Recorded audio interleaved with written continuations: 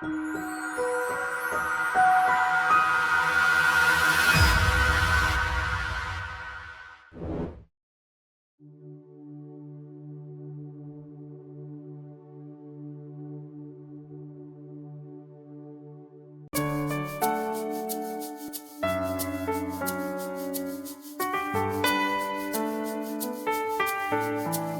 este tiempo ahora de la predicación de la palabra. Así que les invito a tomar sus Biblias y abrirla junto conmigo en la carta que estamos estudiando del apóstol Pablo a Timoteo, la segunda carta escrita por el apóstol Pablo a Timoteo. Y en mi caso, como bien dijo mi hermano José la anterior semana, nos hemos quedado en el capítulo 1, pero para ir revisando algunos conceptos y probablemente esta va a ser la penúltima charla que tengamos del capítulo 1, porque vamos a dejar unita más para la siguiente ocasión que nos veamos. El capítulo 1 de la segunda carta de Pablo a Timoteo, el tema central del primer capítulo es el no avergonzarnos de nuestro Señor Jesucristo. Noten nada más para que refresquemos nuestras cabezas en la segunda de Timoteo capítulo 1, en el versículo 6, versículo 8, perdón, dice: por tanto, no te avergüences de dar testimonio de nuestro Señor, ni de mí, preso suyo, sino participa de las aflicciones por el Evangelio, según el poder de Dios. Entonces noten la primera frase, por tanto, no te avergüences. Versículo más adelante, versículo 12, dice: por lo cual asimismo padezco esto, pero no me avergüenzo, porque yo sé a quién he creído y estoy seguro que es poderoso para guardar mi depósito para aquel día. Y último versículo 16, dice: tenga el Señor misericordia de la casa de Onesíforo, porque muchas veces me confortó y no se avergonzó de mis cadenas. Entonces la idea central de este primer capítulo que hemos estado desarrollando conmigo es no avergonzarnos de nuestro Señor Jesucristo. Habíamos iniciado hace 2 semanas diciendo que muchos de nosotros como cristianos hemos sido hallados culpables de en varias ocasiones negar la verdad que nosotros profesamos, e incluso lamentablemente hemos decidido negar a quién nosotros hemos creído, y en ese caso nuestro Señor. Probablemente por algunas razones, probablemente por el lugar donde nosotros nos relacionamos, probablemente porque estamos cerca de personas que no creen en el Evangelio y preferimos simplemente no decir nada para que estas personas no tengan un concepto diferente del que ya tienen de mí. Probablemente porque yo estoy en un trabajo donde si digo que soy cristiano puede hacer que yo pierda muchos de mis contactos, muchas de mis relaciones, pierda negocios, pierda oportunidades laborales. Entonces en diferentes circunstancias nosotros hemos decidido callar y no decir que somos cristianos, o probablemente no hemos decidido nosotros afirmar que somos cristianos, porque claro, no me gustaría a mí apartarme de aquellas relaciones con gente que no busca al Señor y que en realidad lo único que están haciendo es desviar mi corazón y mi mente a cualquier otra cosa que no sea Cristo, y no están edificando mi vida. Entonces probablemente por no dejar esas amistades que sean quizás de años, entonces simplemente yo cierro mi boca y no digo que soy creyente. Y probablemente, como ya he dicho, muchos de nosotros hemos caído en ese pecado delante de Dios de hacerlo así. Ahora noten que habíamos dicho también hace 2 semanas que estas cosas en las que nosotros nos avergonzamos de nuestro Señor, en cierto sentido son tan banales, son tan efímeras, son tan chiquitas o tan superficiales en comparación a aquellas cosas por las cuales los cristianos del primer siglo tuvieron que enfrentarse al afirmar ser creyentes. Para ellos tener una relación, para ellos que el apóstol Pablo les diga: no te avergüences de mí que soy preso suyo, en este caso en relación a Timoteo, tener una relación con Pablo probablemente sí demandaba de él una futura o cercana muerte, al igual que Pablo iba a experimentar. Estamos en la última carta que el apóstol Pablo está escribiendo en una prisión a punto de ser muerto en el año 68 a través de la ejecución dada por Nerón. Estamos en ese preciso momento y para Timoteo sí tener una relación con Pablo iba a ser definitoria en cuanto a su vida. Para él, sí, ser cristiano y afirmar las verdades del evangelio era una cuestión de vida o de muerte. Para nosotros hoy, el afirmar ser cristiano delante de otras personas probablemente sea algo tan superficial, porque obviamente no estamos ni siquiera en un país que tiene persecución, y más bien esa libertad que nosotros tenemos como país nos ha servido para tener un tipo de cristianismo superficial. Sin embargo, mis hermanos, aunque nosotros hemos caído y en ese sentido nos hemos parecido a la gente que no conoce al Señor, de negar la fe o negar a Jesucristo y negar que lo conocemos, nosotros somos alentados por la palabra a no hacerlo. Nosotros somos alentados por la palabra a recordar que tenemos las herramientas necesarias para manejarnos con el poder de Dios sobre este mundo. Comenzamos a hablar acerca de estas 8 formas en las que el cristiano puede protegerse de avergonzarse de Cristo. Y hace 2 semanas habíamos hablado acerca de 2, hoy vamos a hablar de 3 de ellas y vamos a dejar las otras 3 para la siguiente predicación. La primera cosa que habíamos hablado, o la primera forma en cómo el cristiano puede protegerse de avergonzarse de Cristo era, versículo 6, te aconsejo que avives el fuego del don de Dios que está en ti por la imposición de mis manos.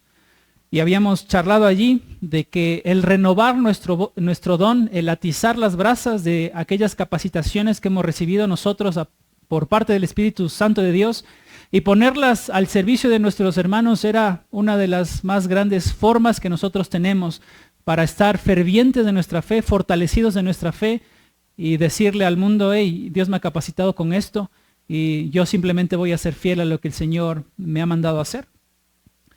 La segunda forma en cómo podemos protegernos, también lo habíamos visto, es recordando, considerando nuestros recursos. Y allí notamos la declaración del apóstol Pablo en el versículo 7 que dice, porque no nos ha dado Dios espíritu de cobardía, sino de poder, de amor y de dominio propio. Entonces, noten que aquí el apóstol no está diciendo que él está orando por la iglesia para que ellos reciban estas cosas, sino más bien que la iglesia sepa y recuerde que ya tienen estas cosas a través del Espíritu Santo de Dios, porque el Espíritu de Dios no es un espíritu cobarde o un espíritu que en otro sentido, ligándolo con el tema principal de este primer capítulo, no es un espíritu que se avergüenza, sino es un espíritu que tiene poder para hablar a otros, para presentar amor y un espíritu que tiene dominio propio para saber comportarse como es debido.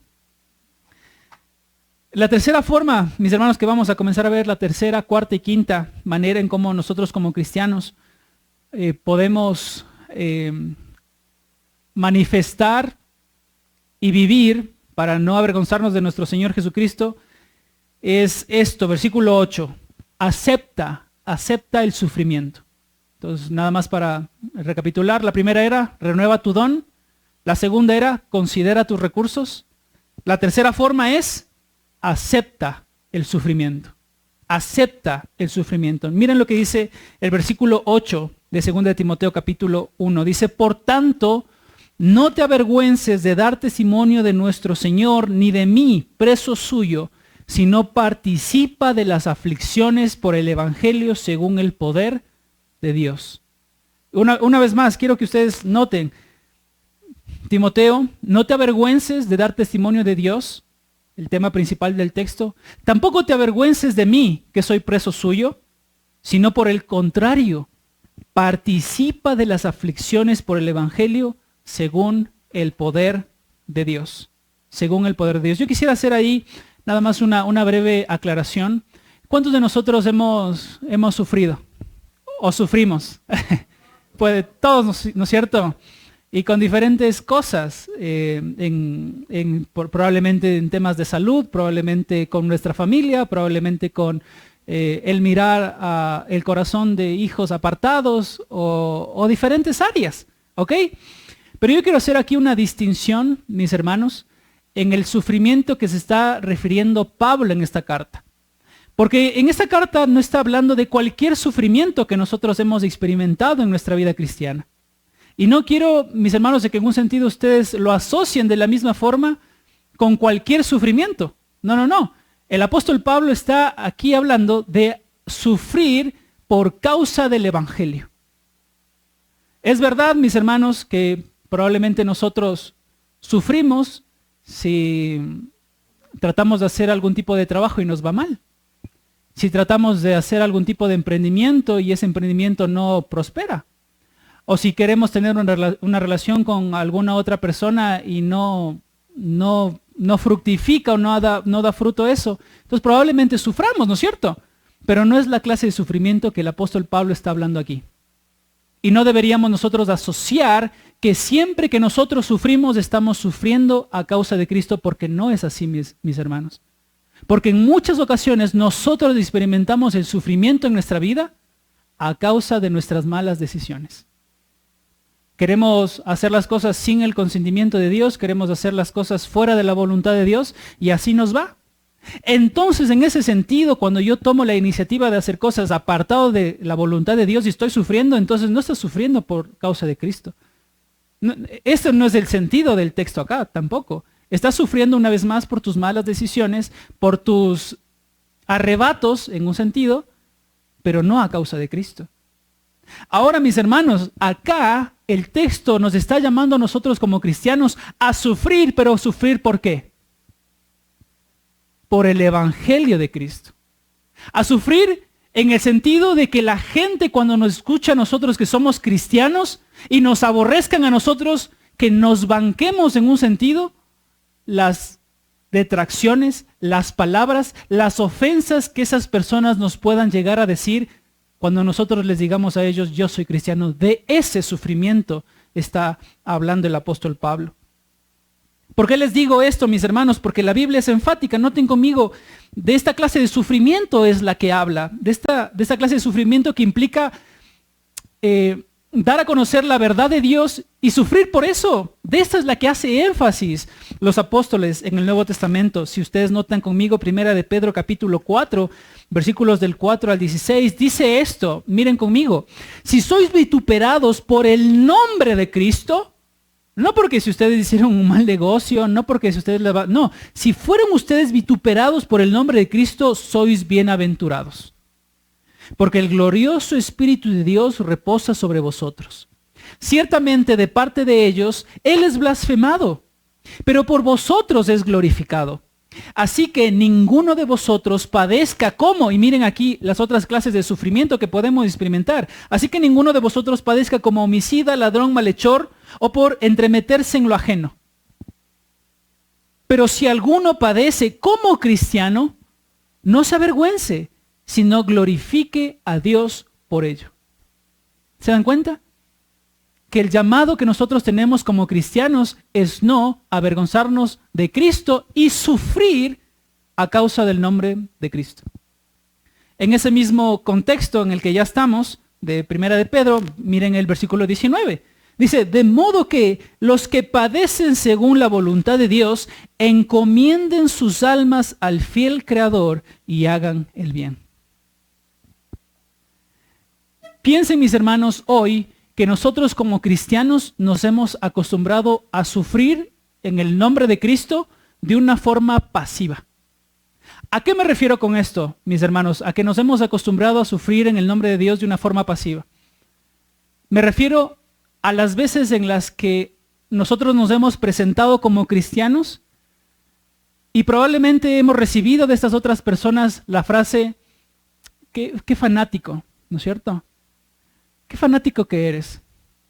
Qué santurrón. Ya vienes de vuelta con la Biblia. O quizás frases como, ahí viene de vuelta el cristianismo o ya va de vuelta a la iglesia. Eso es lo único que sabe hacer. Y entre otras frases que podríamos nosotros considerar que estas personas nos han dicho a nosotros. Y ya voy a llegar a lo que me refiero con pasividad. Pero quiero que pienses en algo. ¿Por qué esa gente que nos dice estas frases, por qué esa gente que nos reprocha nuestro cristianismo, crees tú que dicen esas cosas? Yo, tratando de pensar un poco, consideraba que esa gente que nos rodea y que nos ataca con ese tipo de frases, en un sentido se siente atacada. Y se siente incómoda, se siente confrontada por la vida de alguien que sí quiere manejarse en santidad. Ahora, noten ustedes que si hay una reunión de personas que no buscan al Señor, que está llena de personas que van en contra de Dios, no hay algún tipo de conflicto. Porque claro, en esa reunión todos son infieles, en esa reunión todos quieren buscar lo suyo propio, en esa reunión todos piensan en sacar el mejor provecho, incluso a costa de los que podrían estar reunidos con ellos en esa reunión. Y claro, no hay ningún conflicto porque todos viven lo mismo y todos hacen lo mismo. Pero esas personas se sienten amenazadas y esas personas se sienten incómodas cuando un cristiano está en ese lugar. ¿Por qué razón? Porque él vive diferente. Y porque su vida contrasta de tal forma mi vida que yo quiero demandar que esa persona cristiana viva como yo estoy viviendo para sentirme tranquilo y saber que estoy haciendo las cosas bien. Entre comillas. Entonces esa gente se siente incómoda, se siente frustrada, se siente atacada por la presencia de un cristiano cuando el cristiano vive una vida recta, intachable, sin escándalos, sin infidelidades y sin hacer, entre otras cosas, acciones pecaminosas como estas personas están acostumbradas a hacer. Y por eso incomoda tu vida. Y en esto yo estoy haciendo referencia a que nosotros como cristianos nos hemos acostumbrado a padecer en el nombre de Cristo de una forma pasiva. Porque ya la gente que sabe que nosotros somos cristianos nos conoce que manifestamos esto y probablemente se sienten incómodos simplemente porque nosotros estamos en ese lugar. Y nosotros recibimos las burlas y nosotros recibimos los reproches y en un sentido quieren avergonzarnos a nosotros. Pero noten otra cosa, mis hermanos, que no es este sufrimiento en nombre de Cristo, esta forma pasiva de sufrir por Cristo, no es la manera en la que el apóstol Pablo está enseñando en esta carta que nosotros debemos sufrir por amor a Cristo y por el evangelio de Jesucristo. No es solamente de una forma pasiva, aunque ya hemos estado acostumbrados a ser reprochados por otras personas en este sentido pasivo. Miren, una frase.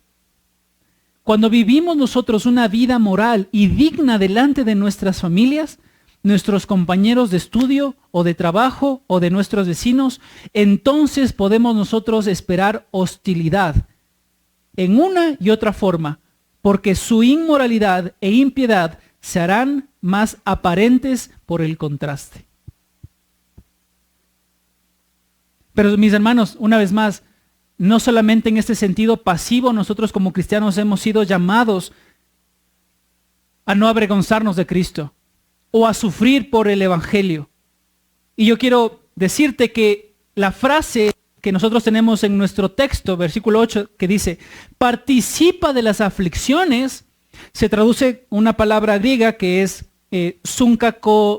pateo, y que tiene que ver con un mandato activo, no tanto pasivo, un mandato activo, de que el cristiano tiene que sufrir en nombre de Cristo en el sentido de que él tiene que intencionalmente, predicando a Cristo, sufrir a causa de Cristo.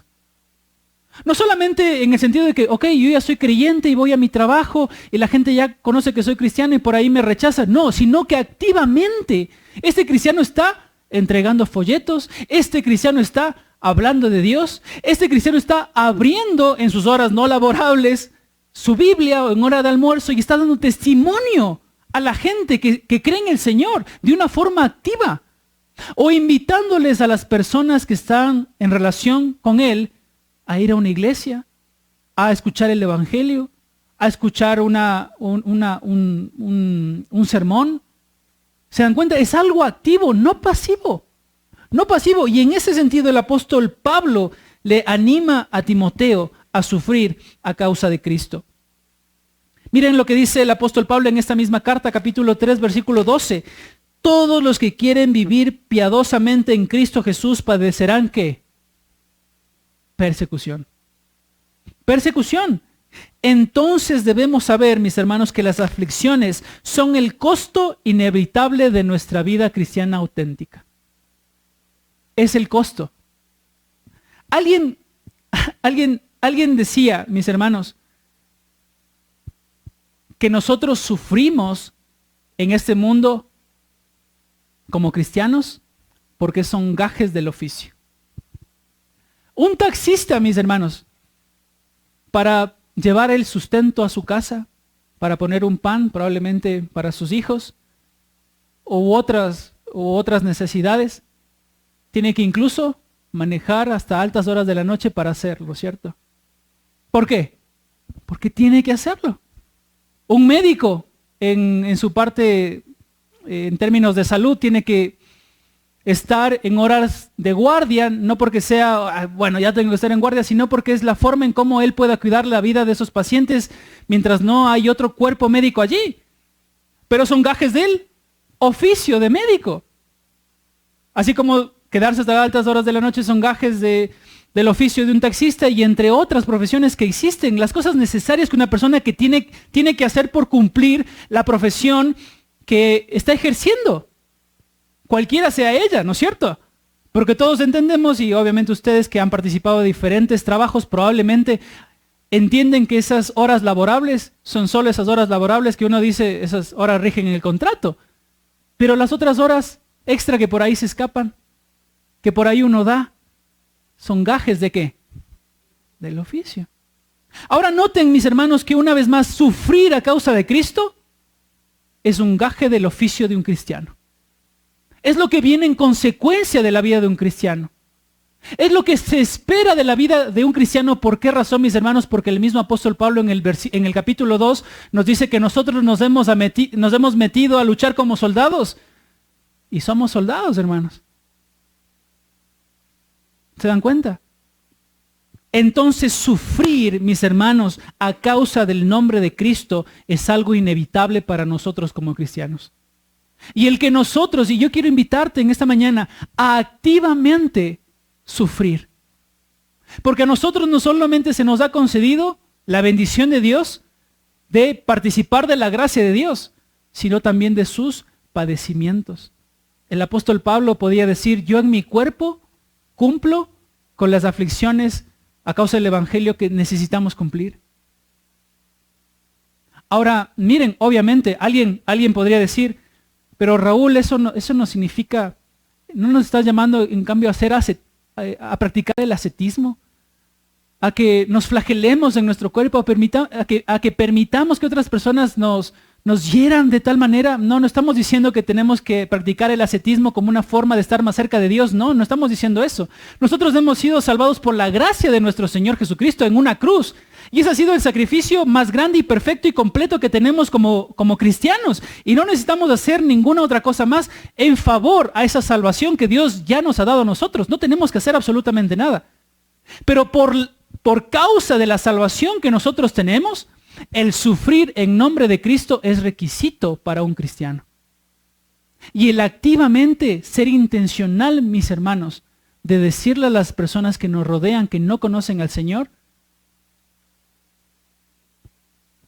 predicarles el evangelio. ¿Cuándo ha sido? Y pensando en nosotros, mis hermanos, ¿cuándo ha sido la última vez que fue compartido el evangelio por tus labios? ¿Cuándo fue la última vez que tú predicaste el evangelio de Cristo a alguien que no conocía al Señor? ¿Cuándo fue la última ocasión?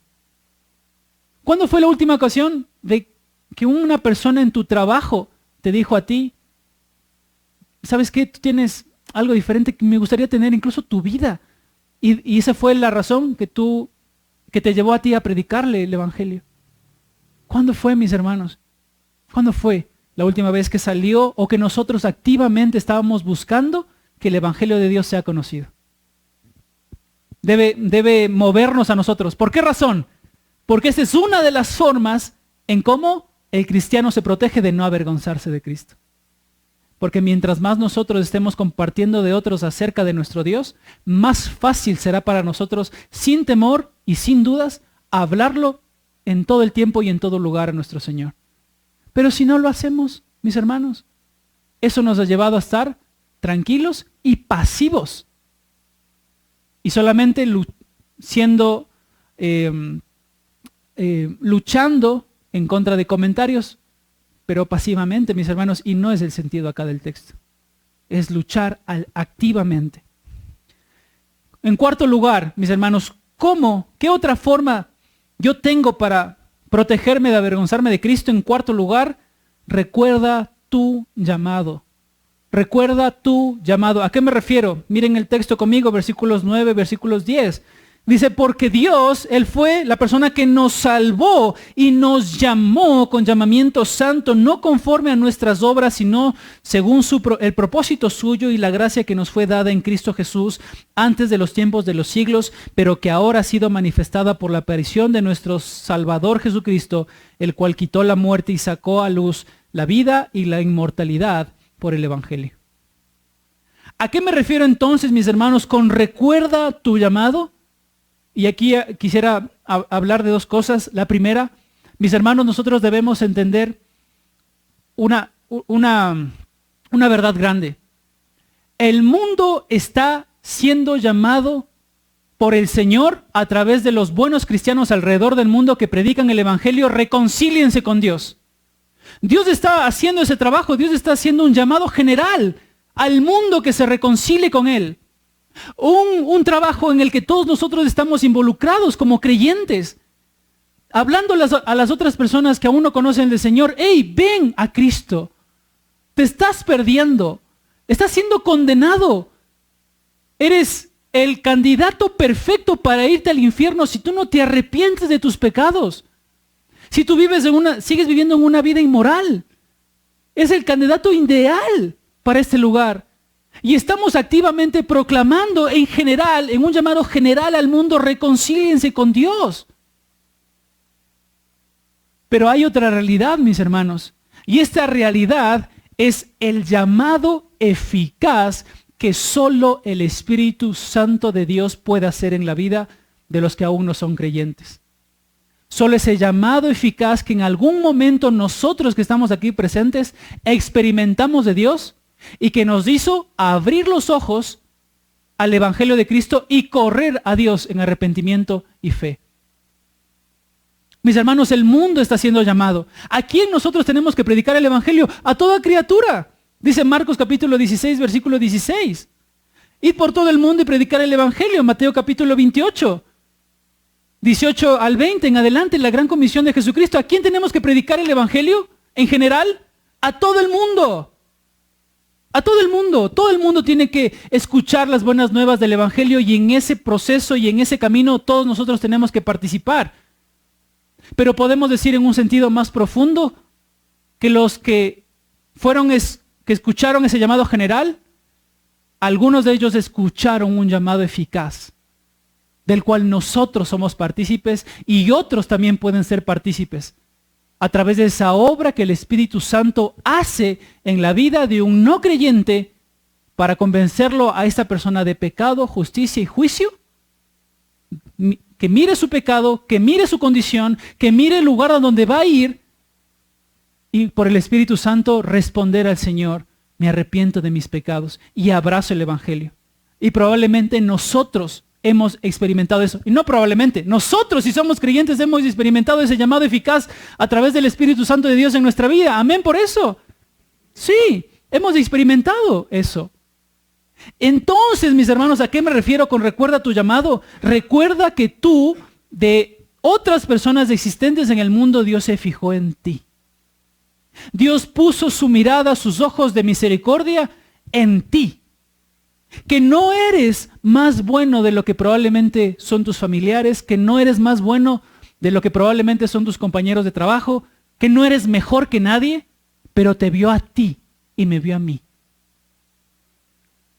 Y en eso, mis hermanos, nosotros debemos estar completamente sumergidos y esperando, anhelando, sostenernos siempre del Señor.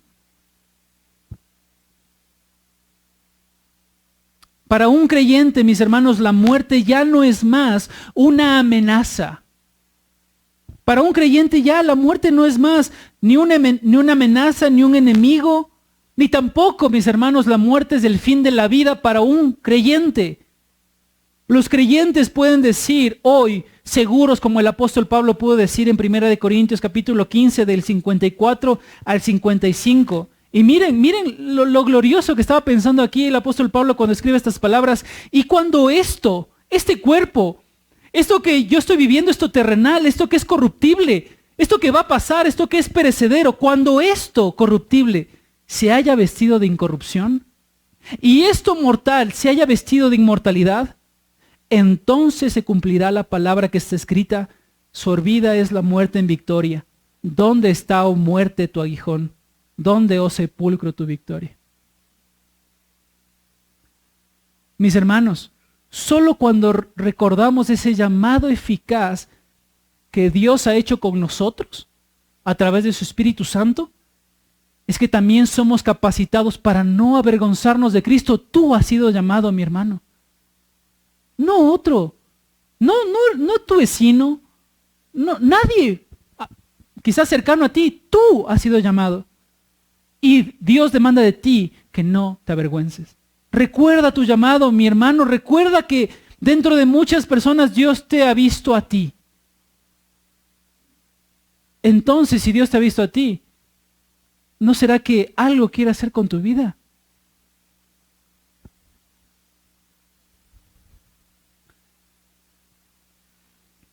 La muerte no es el final para los creyentes en el caso de que nosotros, por sufrir en nombre de Cristo, llegaríamos a padecer la muerte. La muerte, mis hermanos, en el caso de que nosotros llegásemos a vivir eso a causa de nuestro Señor Jesucristo, es el inicio de una renovación completa de nuestro ser. Es el inicio de la gloria, hermanos, la muerte. Por eso el autor a los Hebreos puede decir en capítulo 2, versículos del 14 al 15. Así que por cuanto los hijos participaron de carne y sangre, él también participó de lo mismo para destruir por medio de la muerte al que tenía el imperio de la muerte, esto es, al diablo, y librar a todos los que por temor de la muerte estaban durante toda la vida sujetos a servidumbre. La muerte, mis hermanos, fue abolida por el Señor. Y aquel que tenía el imperio de este ministerio, se podría decir, fue abolida la muerte para un cristiano. Pero noten el texto que acabamos de leer, mis hermanos, no solo la muerte fue abolida, sino que ahora a través de Cristo Jesús, Él fue el que reveló, ¿qué dice el texto? La luz, para dar a conocer la vida y la inmortalidad a través de Él. No solamente que Dios en la cruz, Jesucristo en la cruz, derribó el poder de la muerte, sino que en ese preciso momento en el que Él estaba sacrificándose por su pueblo, en ese preciso momento Él estaba sacando la luz del mundo a través del sacrificio de Jesús. La gente hoy no se quiere morir, ¿no es cierto? La gente hoy se aferra a la vida. La gente hoy está pensando en el envejecimiento como una enfermedad en la que nosotros tenemos que de una forma farmacológica o de una forma, algo tenemos que hacer con el ADN de las personas para no morir, para no envejecernos. La gente hoy quiere ser inmortal, pero Jesucristo acá dijo que a través de su muerte en la cruz, Él ha traído a la humanidad a través de su sacrificio la inmortalidad a través de Él. La gente quiere vivir para siempre. Solo podrá hacerlo si viene a Jesucristo. La gente quiere tener vida eterna. La única forma de hacerlo es a través de Cristo Jesús. Y en último lugar, mis hermanos, 5. ¿Cuál es otra forma en cómo nosotros podemos no avergonzarnos de Cristo? ¿Qué tenemos que hacer? En quinto lugar, darnos cuenta de nuestro deber. Darnos cuenta de nuestro deber. Miren lo que dice el texto en el versículo 11. Del cual yo fui constituido predicador, apóstol y maestro de los gentiles, por lo cual asimismo padezco esto. Noten el deber al que nosotros hemos sido llamados. El apóstol Pablo aquí hace 3 menciones de lo que Dios específicamente le llamó a él a hacer. Y dice allí predicador, lo cual significa proclamador o heraldo que anuncia públicamente y de manera oficial el mensaje de un gobernante. 2, apóstol, que significa ser un mensajero designado por el mismo Cristo para ser su representante terrenal, vocero y fundamento de la primera iglesia que tiene por piedra del ángulo a Jesucristo. Y en tercer lugar, él dice de sí mismo, el apóstol, maestro, que significa una persona que ha sido colocada para ayudar a otros a entender mejor o interpretar la palabra de Dios. Y recuerdan la declaración del apóstol Pablo, nosotros hemos sido colocados en medio del pueblo como administradores de los misterios de Dios. Maestro. En otras palabras, mis hermanos, para nosotros hoy, ¿en qué consiste esto de tomar nuestro lugar, recordar nuestro deber? Es ser conscientes, mis hermanos, hoy del lugar en el que nosotros hemos sido colocados por Cristo en medio de su pueblo.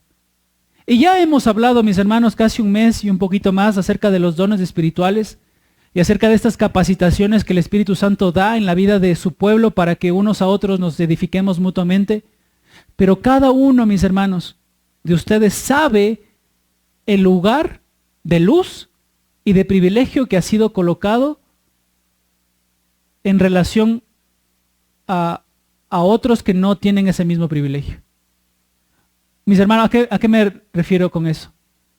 De que probablemente hay muchos de nosotros que estemos aquí sentados que no vamos a entrar, que otros no van a entrar al mismo lugar que estas personas tienen acceso.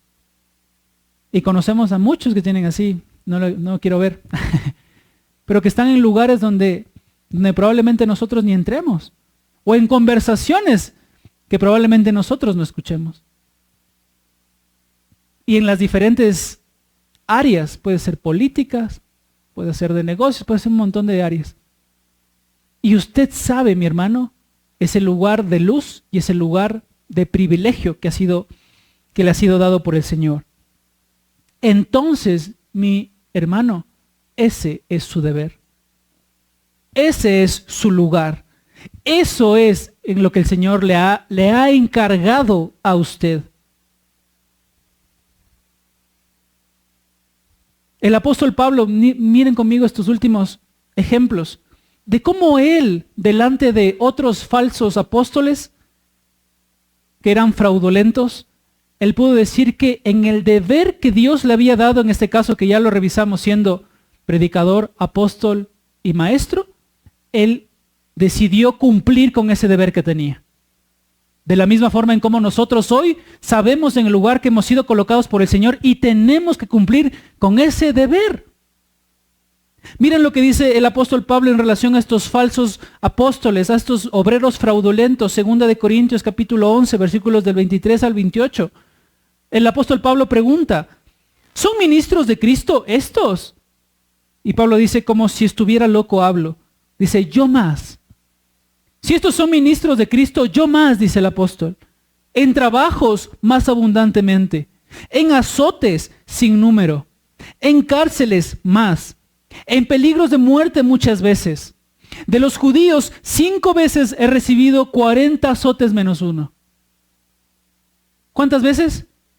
5 veces. 3 veces he sido azotado con vara, 1 vez apedreado, 3 veces he padecido naufragio, 1 noche y 1 día he estado como náufrago en alta mar.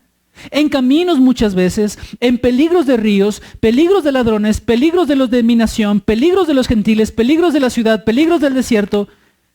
peligros en el mar, peligros entre falsos hermanos, en trabajos y en fatiga y en muchos desvelos, en hambre y en sed, en muchos ayunos, en frío y en desnudez, además de otras cosas, lo que sobre mí se agolpa cada día, la preocupación por todas las iglesias. ¿Se acuerdan cuando hablábamos de gajes del oficio? Ser llamado por el Señor apóstol de Jesucristo y escuchar este testimonio. ¿Ustedes creen que habría sido fácil? ¿Cuántos de ustedes hubiesen querido pasar exactamente por lo que vivió Pablo y ser llamado apóstol?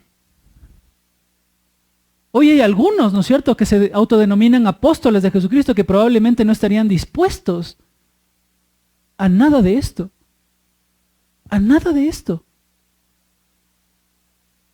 Pero como Dios lo llamó al apóstol Pablo a ser apóstol de él, a ser mensajero de él, a ser predicador de él, a ser maestro de Dios, entonces, como gaje de mi oficio como apóstol, era sufrir 5 veces azotes, 40 menos 1, apedreadas, sufrir peligros de toda clase. Ustedes me escucharon decir constantemente, peligros, peligros, peligros, peligros. Mis hermanos, miren cómo habla una vez más el apóstol Pablo, y con estos términos, 2 Corintios capítulo 6, versículos del 4 al 10. Hablando sobre los mismos apóstoles, dice esto, dice, antes bien, nos recomendamos en todo como ministros de Dios, en mucha paciencia, en tribulaciones, en necesidades, en angustias, en azotes, en cárceles, en tumultos, en trabajos, en desvelos, en ayunos, en pureza, en ciencia, en longanimidad, en bondad, en el Espíritu Santo, en el amor sincero, en palabra de verdad, en poder de Dios, con armas de justicia a diestra y a siniestra, por honra y por deshonra, por mala fama y por buena fama, como engañadores pero veraces, como desconocidos pero bien conocidos, como moribundos, mas de aquí vivimos, como castigados mas no muertos, como entristecidos mas siempre gozosos, como pobres mas enriqueciendo a muchos, como no teniendo nada mas poseyéndolo todo. El corazón de un apóstol, hermanos, como no teniéndolo nada, pero poseyéndolo todo.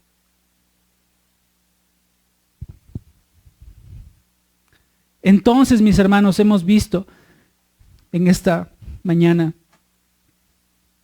recordemos, de las 8 formas ya hemos visto 5, en cómo nosotros podemos protegernos de avergonzarnos de Cristo. La primera era, renueva tu don. La segunda era, considera tus recursos. La tercera era, acepta el sufrimiento. La cuarta, recuerda tu llamado. Y en último lugar, en esta mañana, date cuenta de tu deber.